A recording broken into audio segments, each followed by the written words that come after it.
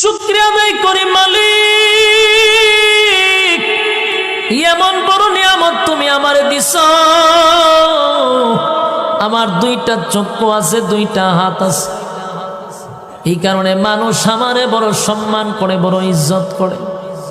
আমার হাত পা চক্ষু থাকার কারণে মানুষ আমার সঙ্গে বন্ধুত্ব করে।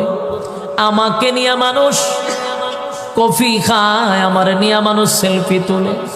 কেন রে?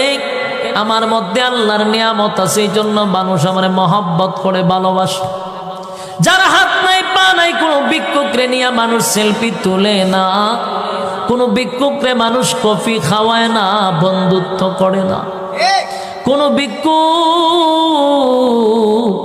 ভালো বাড়িতে বিয়া শাদিও করতে পারে না, কারণ তার মধ্যে আল্লাহর সেই নিয়ামত নাই যেই নিয়ামত আমার মধ্যে আছে।